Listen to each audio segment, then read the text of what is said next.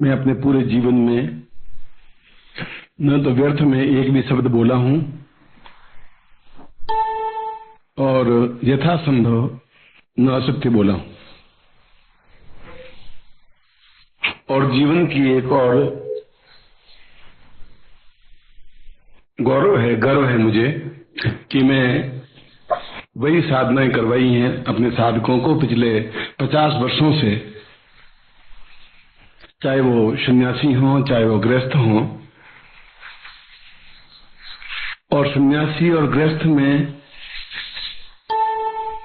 कोई अंतर नहीं होता, तुम्हारे मानस में अंतर है, क्योंकि मैं तो सन्यासी जीवन भी जिया है और गृहस्थ जीवन भी जी रहा हूं। मैं एक आपको, हालांकि इससे संबंधित नहीं है, मगर एक उदाहरण दूं सन्यासी और गृहस्थ का। यहां सुप्रीम कोर्ट के एक जज थे जो 1.5 साल बाद रिटायर्ड होने वाले थे, और रिटायर्ड होने के बाद में उनको राजकीय कानून नियमों के अनुसार मुफ्त टेलीफोन मिलता है, गाड़ी मिलती है, पेट्रोल फ्री मिलता है और एक फ्लैट मिलता है। यहाँ जब नौकरी पूरी कर लेते हैं, जो सुप्रीम कोर्ट के जज होते हैं या राष्ट्रपति होते हैं या प्रधानमंत्री होते हैं, मैं उनकी बात कर रहा हूँ। उनको बैठे बैठे किसी ने हवा भरी कि तुम सन्यासी बन जाओ, क्या पड़ा है ये बेटे पोते पोतियां, कुछ नहीं है, तुम सन्यासी बन जाओ। उसने अब वो हवा बढ़ते गए, लोग हवा बढ़ते गए, फूलते गए थोड़े बहुत, और शिष्य थे। ये मैं अभी 4-6 महीने पहले का किस्सा सुना, बहुत पुराना किस्सा नहीं सुना रहा। तो मुझे उन्होंने 5-7 बार कह दिया, गुड्डी अब मेरा मन नहीं लगता यहाँ, ये पत्नी बहुत कर्कशा है और 40 साल से जीवन जी लिया इसके साथ में, अब या तो मरूं या क्या करूं। तुम तो खुद फांसी की सजा देते हो लोगों को और तुम खुद मर रहे हो, 2 काम एक साथ नहीं चल सकते।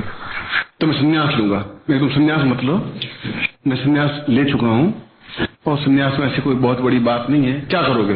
इस झंझटों से मुक्त हो जाऊंगा, कोई चिंता न कोई फिक्र, बस निश्चिंत निर्भीक। मेरा ये पोथियों में पड़ा है, हकीकत में तुमने संन्यास जीवन देखा नहीं। और मेरी सलाह है 1.5 साल और नौकरी कर ले, जितनी कर लिए 1.5 साल और कर ले, तो संन्यास हो जाना। हवा भरा हुआ आदमी एकदम से खाली होता नहीं, उसको गुरु की आज्ञा वाज्ञा को समझ में आती नहीं, कम आती है। उसने कहा बस आप मुझे संन्यास दीक्षा दे दीजिए। मैं संन्यास दीक्षा तो दूंगा नहीं, मगर मैं आपका असम्मान भी नहीं करूंगा, संन्यास नाम दे देता हूं।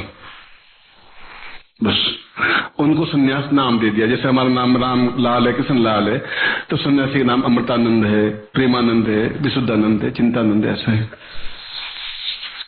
वो घर गए साहब, इस्तीफा लिख करके भेज दिया, लोगों ने मना कर किया। उसके बाद भगवे कपड़े पहन लिए और भगवे कपड़े पहन करके और वृंदावन जाकर के बैठ गए। बांके बिहारी जी का मंदिर है, वृंदावन में सबसे बड़ा मंदिर बांके बिहारी जी का है। बाहर बैठे गए और उन्होंने बड़ी निश्चिंतता अनुभव की कि अब कोई न पत्नी लड़ाई झगड़ा कर सकती है, न समस्या है, बेटियों की शादियां कर दी, बस अभी रोज झंझटबाजी मुक्त, संन्यास, निर्भय, निश्चिंत। वहां के जो पुजारी होते हैं हर एक मंदिर के, वो देखते रहते हैं कि मोटा मुर्गा कौन सा है। ये जो बाहर जितने लोग आए हैं, कि मुर्गी है तो आग लगाते नहीं है, मोटा मुर्गा तो फिर तक को मार देते हैं कि ये ठीक है, ये बिल्कुल इसको पकड़ो।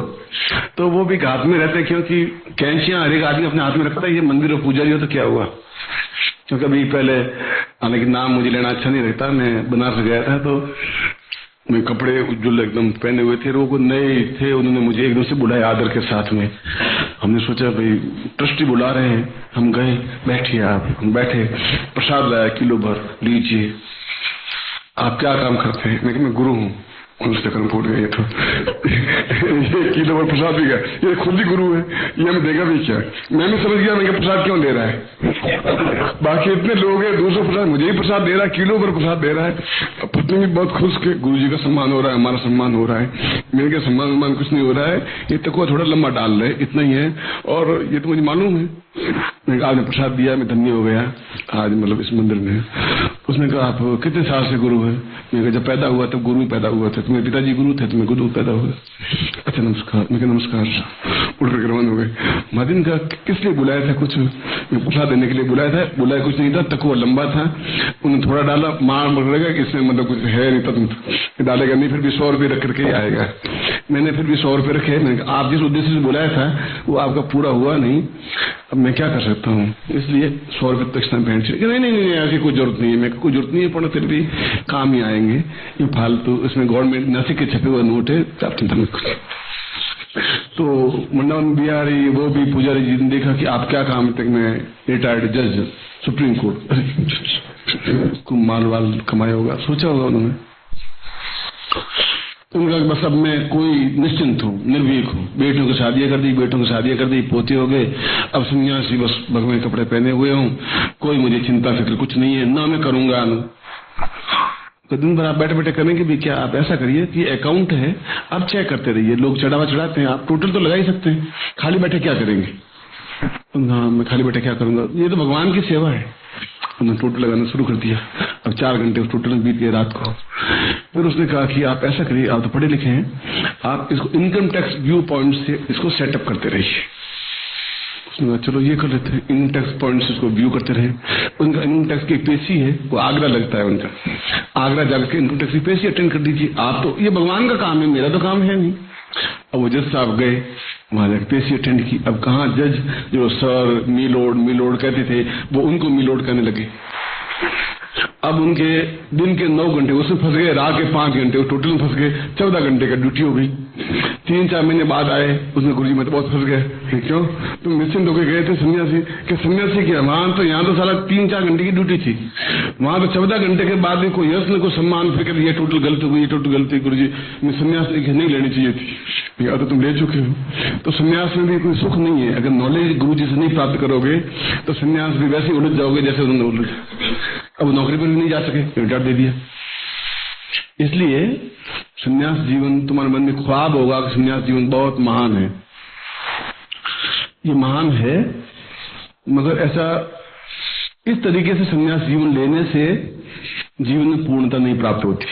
इसकी अपेक्षा गृहस्थ जीवन ज्यादा सुखी है।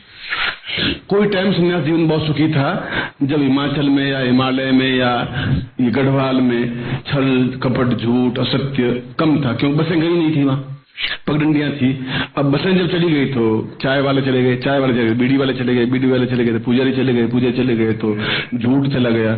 अब उसके बाद में गंगोत्री भी वैसे ही हो गया जैसा ये आपका जोधपुर का कन्नाट प्लेस, या कन्नाट प्लेस थोड़ा अच्छा है, चांदनी चौक में फतेहपुरी है, बस वैसे गंगोत्री हो गई।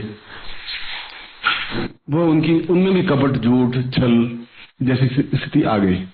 ये सारी स्थितियां, मैं उनकी निंदा नहीं कर रहा हूं सन्यासी की, मैं उनकी प्रशंसा भी नहीं कर रहा हूं। मैं ये कह रहा हूं कि आप ग्रस्त रहे तो पूर्ण ग्रस्त रहे, उसमें कोई काम करने में कोई दोष नहीं है। सन्यासी रहे तो फिर पूर्ण सन्यासी रहे, फिर बाकी बिहारी जी की सेवा होती रहेगी मन में। आप दो नाव पे पांव रख करके नहीं चल पाएंगे। गृहस्थ है तो निर्भीकता से गृहस्थ हूं, पत्नी है, गृहस्थ में समस्याएं आएंगी, और सन्यास में भी समस्या उतनी आ गई, उससे ज्यादा आ गई। इसलिए अगर आप गृहस्थ हैं तो गृहस्थ का आधार फिर धन है, क्योंकि बिना धन के आपको सम्मान, यश, सुख, सुविधा, लड़कों की फीस, मेडिकल कॉलेज में लड़के को यहाँ भर्ती कराते हैं तो 6 लाख रुपए लगते हैं एक साथ।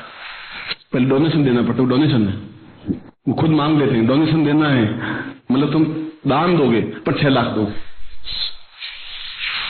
अब बताइए यार, जब धन है ही नहीं तो कैसे वो काम करेगा? वो मेडिकल भर्ती कैसे होगा? लड़का नहीं होगा, लड़का मायूस हो जाएगा।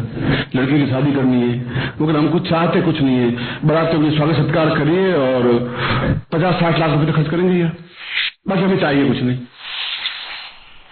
ये बात है कि आप 40 कैश कर लीजिए, बाकी आप लड़की को दे रहे हैं, हमें थोड़ी दे रहे हैं। अब कितने उदार दयावान है कि हमें चाहिए कुछ नहीं, बस 60-70 लाख खर्च करेंगे, बस हमें कुछ नहीं चाहिए। आदमी बड़ा एक मंजा हुआ हो गया है गृहस्थ में, तो उसके लिए संस्कृत में श्लोक है बटन का, यस्यास्ति वित्तम वित्तमन धन स नर कुलीन, यानी समाज बहुत सम्मानीय है। यस्यास्ति वित्तम स नर कुलीन स पंडित स गुणवान स गुणज्ञ स एव वक्ता सच दर्शनीय सर्वे गुणा कांचन मात्रयन्ते। वो कुछ है नहीं, गुण उस कंचन में है, उसका धर्म है, इसके लिए वो पंडित भी है, बुद्धिमान भी है। लोग सलाह लेने आते हैं, मेरी लड़की की शादी नहीं हो रही, बहुत परेशान हूँ और उसकी डिमांड बहुत ज्यादा है कि आप सलाह दें, क्या करूँ? उनका मैं तो आपको 40-50 हेल्प कर सकता हूँ। तो वो 50,000 की हेल्प लेने के लिए आप बहुत महान नहीं है, आपको बोलना भी नहीं आता सही ढंग से। इसे धन प्राप्त करना कोई कठिन नहीं है। ये बात है, पाप से, छल से, झूठ से, कपट से हम धन एकत्र नहीं करें। और इस प्रकार का धन केवल देवी सहायता से ही प्राप्त हो सकता है, देवताओं की सहायता से ही प्राप्त हो सकता है। और मैंने प्रारंभ में एक लाइन बोली थी, बात कही थी कि मैं जब तक अनुभव नहीं कर लेता हूं तब तक साधना अपने शिष्यों को नहीं देता हूं।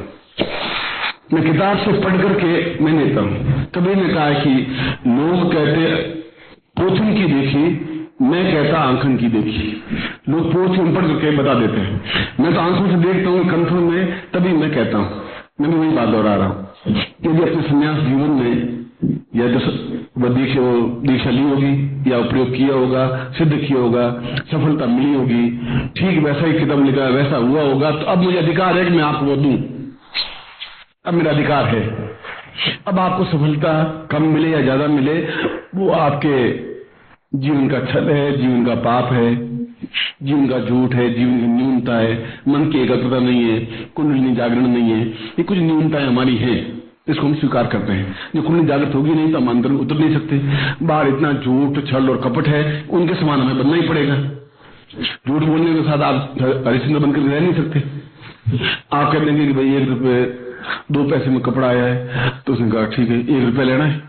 अब तुम कहा आप हो गए 2 रुपये, वो कहते नहीं 100 रुपया, क्योंकि 100 रुपये घर पे नहीं आया भाई, 2 रुपये लगे घर, चलो 5 रुपये। अब झूठ बोलना ही पड़ता, क्योंकि वो झूठ बोलने के लिए आपको मजबूर कर रहा है। ये सारी स्थितियां में सामाजिक प्रवृत्ति बदल गई है, उस सामाजिक प्रवृत्तियों की बदलाहट की बात कर रहा हूं। और अगर आप कह रहे हैं कि सामाजिक बदल गया है, तो समाज तो बदला है ही नहीं। त्रेता युग में क्या था तुम्हारे? कैकेयी लड़ती थी अपने पति से, बस पत्नी के मोह में फंसा हुआ था, जवान बेटे को वनवास दे दिया, राजघर से निकाल दिया, उस राजकुमारी को नंगे पांव उस राज के साथ सीता को भेज दिया। ये लड़ाई झगड़े उसमें भी चल रहे थे, ये द्वापर में भी चल रहे थे। 2 भाई कौरव पांडव दोनों आपस में लड़ रहे थे, आज भी लड़ रहे हैं। पहले भी स्त्रियों के कपड़े खींचते थे, आज कम से कम कलयुग में कपड़े नहीं खींच सकते, अब किडनैप कर सकते हैं, तो सरेआम सड़क पे कपड़े नहीं खींच सकते। तो ये प्रवृत्ति, सामाजिक प्रवृत्ति कोई नई कलयुग में नहीं हुई है, ये द्वापर में वैसी थी, त्रेता युग में वैसी थी, राम राज्य में भी वैसी थी। राम के राज्य में ये सब घटनाएं घटी, राम के घर में घटी। राम खुद मर्यादा पुरुषोत्तम थे, उन्होंने पिता की आज्ञा का पालन किया, वो वनवास गए, पूर्ण सन्यासी की तरह रहे। विभीषण का राजतिलक हुआ तब भी नगरी में नहीं गए, उन्होंने कहा पिताजी ने आज्ञा दी थी तुम किसी शहर में नहीं जाओगे, तो शहर में नहीं जाऊंगा। लक्ष्मण को कहा तुम जाके राजतिलक करके आओ विभीषण का, मैं उन्होंने किया। समाज कैसा था मैं उसके उदाहरण दे रहा हूं। इसलिए आपको उस बात की चिंता नहीं करें, कलयुग में बहुत ज्यादा झूठ छल बढ़ गया है। इतना झूठ का बढ़ तो कौरवों में भी था, इतना तो वहां पर भी आपस में लड़ते थे। अपने खुद के भतीजे को, अभिमन्यु को काट डाला था उन्होंने, निर्दयता पूर्वक, निर्ममता पूर्वक। वो आज भी हो रहा, पहले भी हो रहा था। समाज वही है, आप भी वही हैं। आप भी द्वापर में होंगे, या तो कौरवों में होंगे या पांडवों में होंगे जरूर, क्योंकि जन्म तो लेते ही रहते होंगे। तो ये बात है नहीं पहली बार जन्म दिया जिंदगी में। आपको याद नहीं है कि आप क्या थे। कृष्ण के आपने भी दर्शन किए होंगे, दुश्मन के रूप में किए होंगे या मित्र के रूप में किए होंगे, दर्शन जरूर किए होंगे। वो स्मृतियां विलीन होती गई, और भगवान ने अच्छा किया कि हमें पिछले जीवन की घटनाएं याद रहती नहीं। अगर याद रहे तो हम एक दूसरे काट काट के मर जाएगा, साला ये पिछले जीवन में इसने पैसे खा के मरा था, छोड़ूंगा नहीं साले को, तुमने पिछले जीवन में ये किया था। तुम तो जिंदा ही नहीं रह सकते, तुम तो या तो फांसी खाओगे या उसको चक्कू मारोगे। इसलिए भगवान ने ये सबसे अच्छा किया कि पीछे का पर्दा एकदम से खत्म कर दिया। अब जन्म लेने के बाद जो कुछ याद है, उसके बाद भी ये हालत हो रही है, बम गिर रहे हैं, लड़ाई झगड़े हो रहे हैं। और आज ये अखबार में उसमें पढ़ा था कि बेटे ने अपने बाप और माँ को मार दिया धन के लिए, भाई को, तीनों को हत्या कर दी उस जमीन के टुकड़े के लिए। अब सोचिए जिसने जन्म दिया उस बेटे को, जिसने उम्मीदें बांधी, वो रात को सोते हुए को अपने बाप को और माँ को और भाई को मार दे, वो क्या करेगा? उस पैसे को करेगा क्या? मुझे समझ नहीं आ रहा है, उस जमीन के टुकड़े को क्या करेगा? मगर आदमी बहुत विवेकवान नहीं रहा है, हम यहाँ विवेकवान बन रहे हैं। हम अज्ञानवान बन रहे हैं, हम यहाँ शुद्ध सात्विक बन रहे हैं। मैं आपको गलत गाइड नहीं कर रहा हूँ, मैं ऐसा नहीं कह रहा हूँ बीड़ी पियो, सिगरेट पियो, छल करो, झूठ करो कि हत्या करो। मैं तुम्हें कह रहा हूँ कि क्रोध का शमन करो, तुम्हें क्रोध रहे, ये तो मैं तुम्हें कहता हूँ। क्रोध तुम्हारा खत्म नहीं हो, अविवेकपूर्ण क्रोध नहीं हो। ऐसा नहीं कोई तुम्हें थप्पड़ मारे, तुम कहते अच्छा गांधी जी के गाल और मारे भैया, हम गांधी जी मैं तुम्हें बनाना चाहता भी नहीं। वो अगर एक थप्पड़ मारे तुम 40-50 मारो, साला जिंदगी में दूसरा थप्पड़ मार ही नहीं सके। मैं तो ये आज्ञा देता हूँ, हम कायरतापूर्वक जिंदा नहीं रहेंगे। ऐसी कायरतापूर्वक जिंदगी क्या काम थी? कोई मुझे गाड़ी देके देखे, मैं बताऊँ उनको कैसे मारता हूँ मैं। इस उम्र में भी 1 लाख लगाऊंगा, सड़क पर जाके गिरेगा, परवाह नहीं करता। उसके बाद में जो भी होगा आगे चले जाना। थाना पड़ा, ये पुलिस पड़ी और गुंडे पड़े, मैं भी गुंडा बन के दिखा दूंगा। ये सारी बातें कहने के पीछे मकसद मेरा ये है कि समाज वही है, हम साधनात्मक पक्ष से मजबूत तब हो पाएंगे जब हम पूर्ण रूप से देवता के या गुरु चरणों में समर्पित हो सकेंगे, चाहे गुरु आपका कोई भी हो। मेरे 24 गुरु थे, 25 गुरु, दत्तात्रेय के 24 गुरु थे। जिसके पास भी ज्ञान है उसके पास से ज्ञान लेने वाले को गुरु कहते हैं, बस। बाकी लोगों को पंडा कहते हैं, पुजारी कहते हैं, ये कहते हैं, वो एक अलग अर्थ है। वो भी नमन है, वो भी पूजनीय है हमारे लिए, चाहे वृंदावन के हों, चाहे हरिद्वार के हों, कहीं बेले है तो वो भी श्रद्धास्पद है। मेरे मन में किसी के प्रति कोई अनुराग या विराग नहीं है, मगर उनका कर्तव्य है कि ज्ञान हो तो उनके पास ज्ञान होना चाहिए। और मेरी राय में आपको उनसे ज्यादा ज्ञान है। आप कभी हरिद्वार जाए तो उनसे आप थोड़ी जिरे कर लीजिए कि यक्षिणी क्या होती है। वो कहते ये कोई पितृदान करवाना है, आइए साथ में आइए, क्या उनकी माँ मर गई, बाप मर गया, गौदान करवाना है। अब वो यक्षिणी को समझे कि इनके साथ में उनकी गौदान करवाना है। और 5 रुपए में गौदान है, बकरी मिलती नहीं, बकरी का बच्चा भी नहीं मिलता 5 रुपए में, और पूरी गौदान। और ठेठ तुम्हारे पिताजी मरे, वो बेहतर में पार भी करवा देगी, फिर तो माँ मरेगी तभी पार करवा देगी, वो गौ मरेगी नहीं। तो इससे बड़े तो महान उच्च कोटि के योगी तुम्हें और कहीं मिलेंगे भी नहीं, केवल हरिद्वार में मिल सकते हैं। अब खुद बताइए वो क्या हित कर सकते हैं?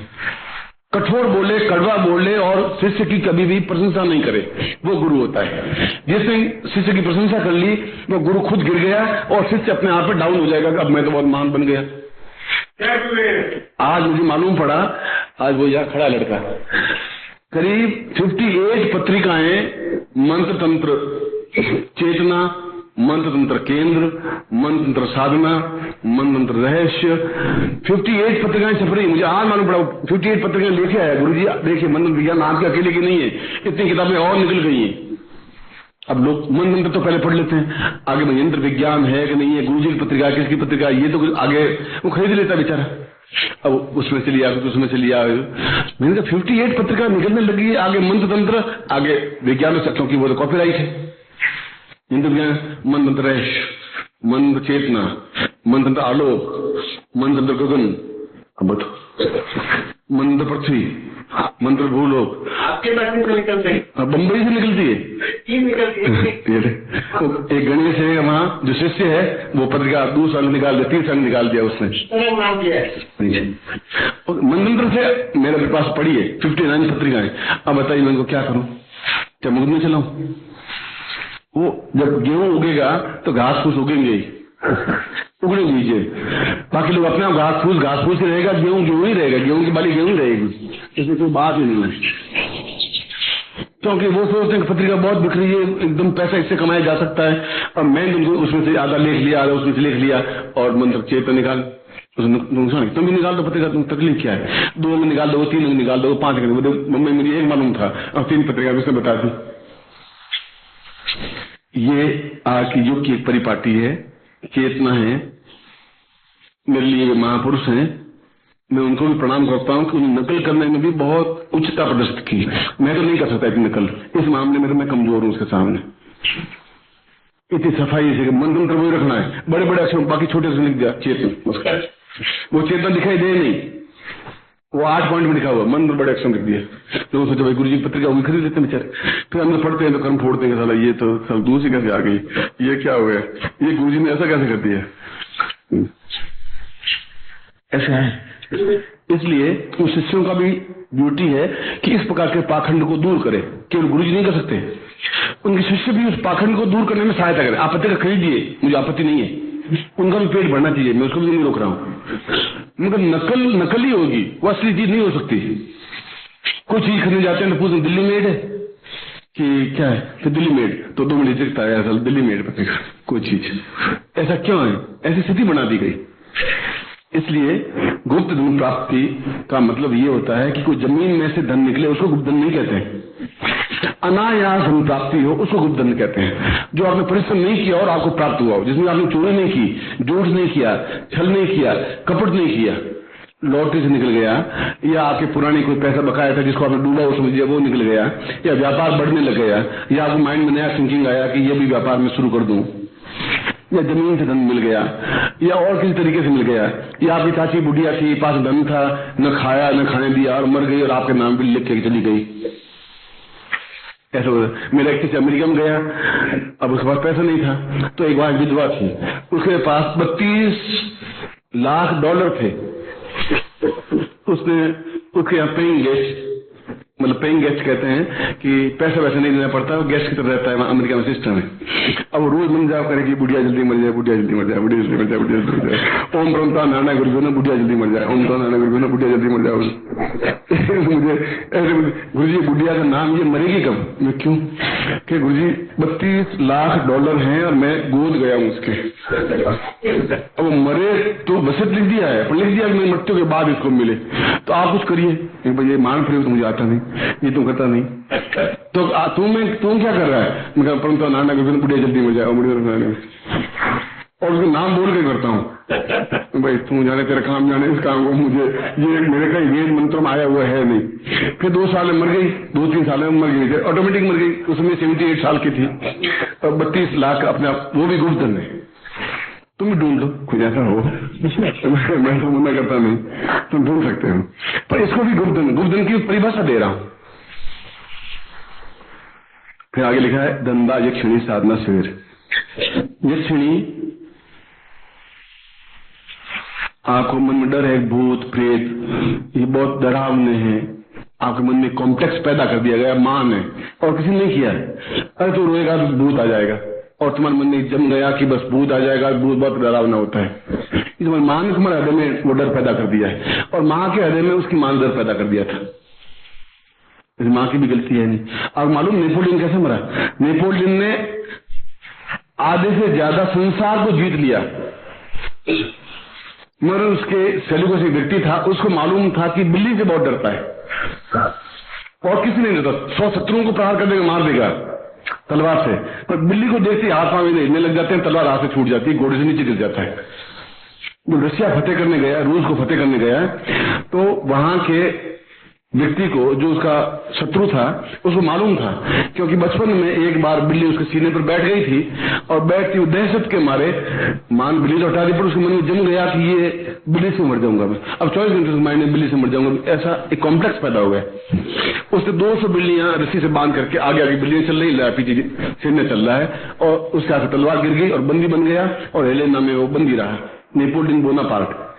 और 16 साल तक वो कैदी जीवन बिता रहा, एक बार भी तलवार नहीं चली, केवल 200 बिल्लियों को देख करके उसके हाथ पांव फूल के गिर गए। इसे आंखें में जम गया, भूत बहुत खराब है, प्रेत बहुत खराब है, पिशाच बहुत खराब है, अब वो निकल नहीं पा रहा है। वो भी वैसे ही है जैसे एक बनिया है, एक अग्रवाल है, एक गर्ग है, एक ब्राह्मण है, एक ब्राह्मण में उपब्राह्मण है, एक क्षत्रिय है, एक वैश्य है, एक शूद्र है, एक भूत है, एक प्रेत है, पिशाच है। वो भी योनियां है, जैसे हमारी योनियां होती हैं वैसे ही है, मगर हमसे वो ज्यादा रिलायबल है, हमसे ज्यादा विश्वास पात्र है। हम तो फिर भी धोखा दे सकते हैं, हमें धोखा नहीं दे सकते। उनकी योनि है, उस योनि को जब पाकर वापिस जन्म ले लेंगे। वो यक्षिणी और अप्सरा वैसी ही एक योनि है। यक्षिणी भी ऐसी योनि है जो धन दे सकती है, जो प्रेमिका के रूप में भी रह सकती है, पत्नी के रूप में भी रह सकती है, सलाहकार के रूप में भी रह सकती है, मार्गदर्शक के रूप में भी रह सकती है, और आपकी पत्नी का कोई हक नहीं छीनती, आपके 8 फेरे आपके साथ नहीं खाती। बस इसलिए पत्नी को चिंता करने की जरूरत नहीं करे। धंधा साधना, यक्षिणी साधना कर दी, तब गड़बड़ोगी सारी। आपके साथ प्रेम कर सकते हैं, और प्रेम करना कोई गुनाह है नहीं। मैं तो खुद प्रेम करता हूँ, मैं कह रहा हूँ प्रेम कर रहा हूँ, आपसे भी करता हूँ। अब गुनाह है तो पत्नी जाने उसकी मत। मैं यक्षिणी से भी प्रेम करता हूँ, हाँ वास्तव मेरे आंख में आ जाएगी तो उस दिन भगवान मुझे जो सजा दे वो दे, वास्तव में आंसू नहीं आनी चाहिए। प्रेम करना तो प्रेम ही नहीं होगा, फिर पृथ्वी में रहेगा क्या? क्रोध रहेगा, लड़े झगड़े रहेंगे। इसलिए ये साधना प्रेम में साधना है।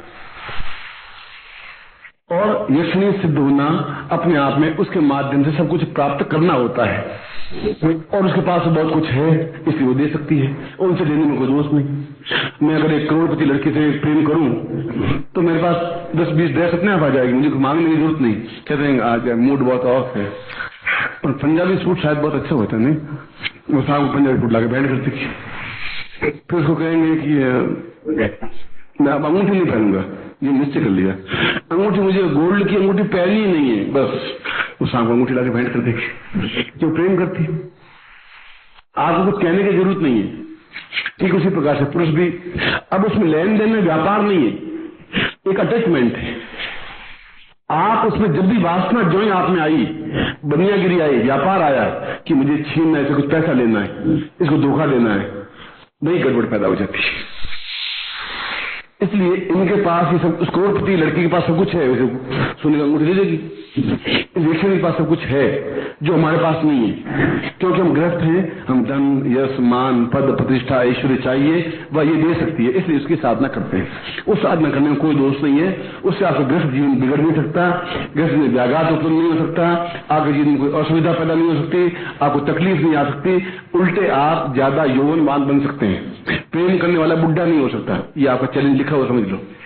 बुढ़ा वो होता है जो प्रेम करना नहीं जानता। चाहे अपने पोते से आप प्रेम करना सीखिए या प्रकृति से प्रेम करना सीखिए। गुलाब के फूल को देख के कभी थोड़ा खुश होइए, कितना सुंदर मुस्कुरा रहा है। आपने तो तोड़ा और कोर्ट के कॉलम में टांग दिया, या बस खत्म। अब उस बेचारा झूम रहा था डाली पर, आपने उसकी गर्दन तोड़ी और सीधा लटका दिया यहाँ। ये प्रेम करना नहीं हुआ, ये तो हत्या हो गई उसकी, गुलाब की। आप ऐसा करते हैं। कभी देखिए तो सुबह चिड़िया चहकती हैं, उनका संगीत सुनिए तो सही, कितना चहचहाहट है। कभी ऐसा जिंदगी में आपका काम पड़ा नहीं, क्योंकि आपने कभी प्रेम किया ही नहीं। 9 बजे उठे, स्नान किया, पैंट पहनी, ऑफिस, बस खत्म, या दुकान पर। प्रेम करना सीखिए। और पतंजलि ने कहा है कि पेड़ों से बात करना सीखिए, पौधों से बात करना सीखिए, पुष्प से बात करना चाहिए, गुलाब के फूल से बात करना सीखिए, ये सीखिए। जब वो सीखेंगे तो फिर गुरु से बात करना भी सीख जाएंगे, चाहे 1000 मील दूर हो तो भी बात करना सीख जाएंगे आप। वो अंतर्मन से बातचीत होगी, वो अंतर्मन से बातचीत आप बोल करेंगे, मैं अपना सुनूंगा ही सुनूंगा। और यक्षिणी के माध्यम से भी आपकी मेरी बातचीत हो सकती है। आप कहेंगे वो वायु मार के मुझे संदेश पहुंचाएगी, मैं आपको समाचार दे दूंगा, बस। मेरे लिए तो बहू के बराबर है। आपकी शादी अगर उससे हो जाती है तो मेरे लिए तो बहू हुई, मैं तो उसको आशीर्वाद दूंगा। आप साथ में आएंगे तो, और गृहस्थ जीवन की दीक्षा दूंगा, चिंता मत करना। आप ले आइए, सिद्ध करने के बाद में घबराने की जरूरत नहीं है। इसलिए मैंने लिखा है, यक्ष वह विशेष जाति है जो अपने आप में धन, ऐश्वर्य और संपन्नता का अधिपति होता है। देवताओं के धनाधीश कुबेर स्वयं यक्ष जाति के हैं। इसी जाति की स्त्री जिसे प्रिया रूप में प्राप्त हो, उससे धन, ऐश्वर्य और संपन्नता भला कैसे दूर रह सकती है। हम जगदम्बा से धन, ऐश्वर्य प्राप्त कर सकते हैं, महादेव जी से भी प्रार्थना करते हैं, हनुमान जी से भी कहते हैं कि आपको 100 में लड्डू चढ़ाऊंगा, एक लॉटरी का टिकट निकल जाए, उसको भी तो ये कहते हैं। तो धंधा यक्षिणी से भी कह सकते हैं। इसलिए ये प्रयोग अपने आप में सीधा है, सरल है, आसान है। हनुमान जी की अपेक्षा ये बहुत सरल है। जब हनुमान जी की साधना करने की होगी तो मैं कह दूंगा। एक व्यक्ति था, उसकी पत्नी गुम हो गई। पत्नी गुम हो गई तो महीने भर भटकता फिरा, पत्नी मिली नहीं। तो राम जी के मंदिर में गया, हे रामचंद्र कृपालु भजन अर्णव दारुणम नव कंज लोचन कंज मुकर कंज पत कंजारुणम। राम प्रसन्न हुए, बोल क्या बात है बेटा, आज मुझे इतना याद किया, तो मेरी पत्नी गुम गई, 1 महीना भर हो गया।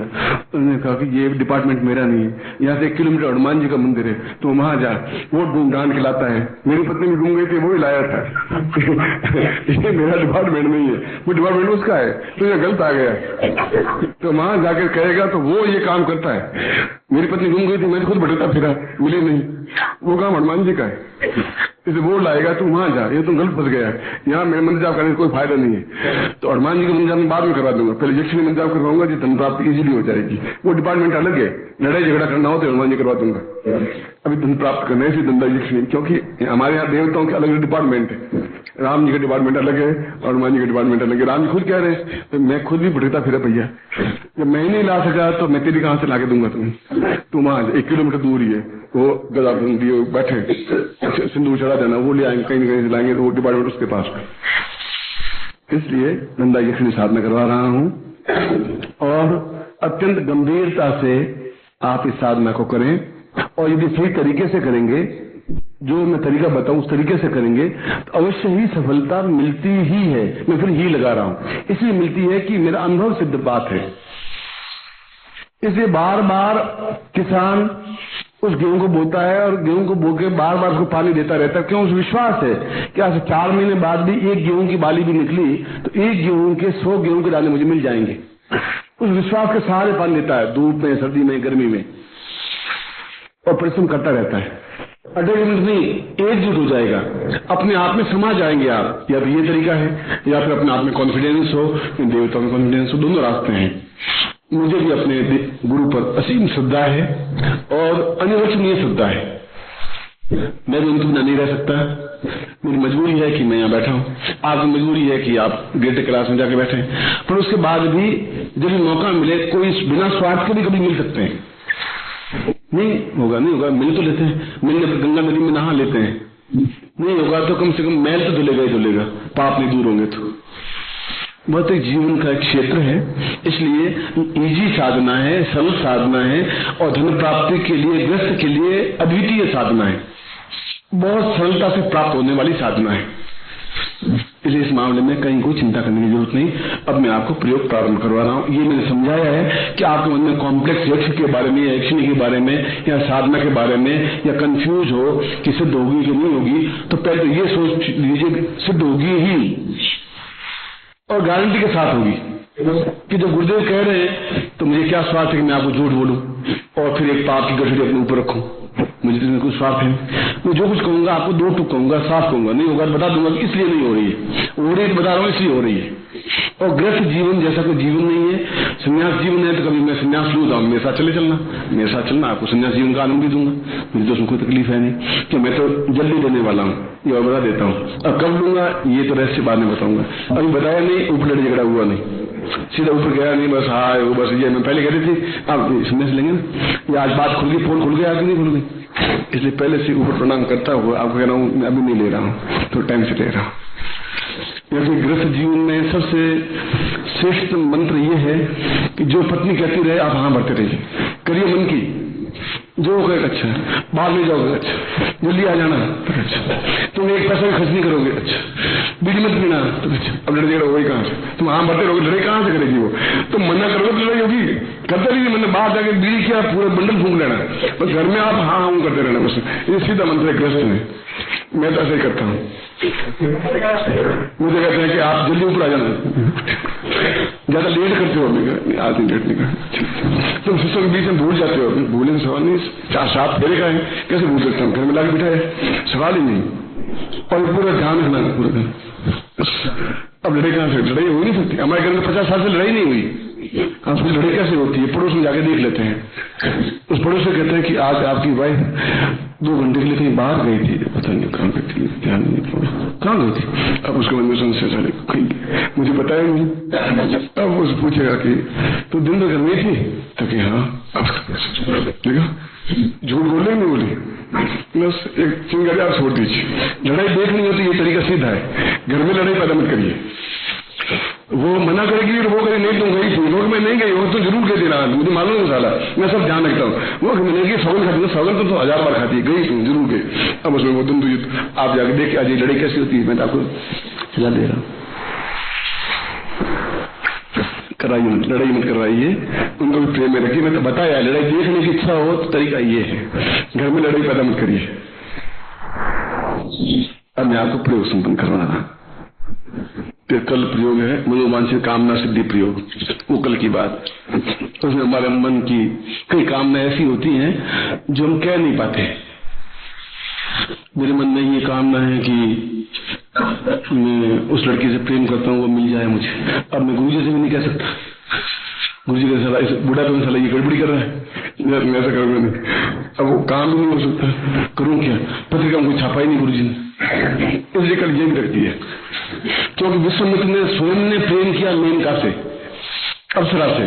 एक ऋषि अगर प्रेमिका से प्रेम कर सकता है तो हम भी कर सकते हैं। वो ऋषि है, सन्यासी है पूरा विश्वामित्र, और उसने साफ लिखा है हाँ प्रेम करता हूँ। और फिर लड़की पैदा हुई जो कर्ण ऋषि के आश्रम में पली, तो उसमें कोई लंबी छोटी बात नहीं थी। मतलब जब हमारे पूर्वजों ने किया है तो हमें भी कहीं दोष नहीं है। वो कल की बात, कल आज की बात, ये छिन की साधना की बात।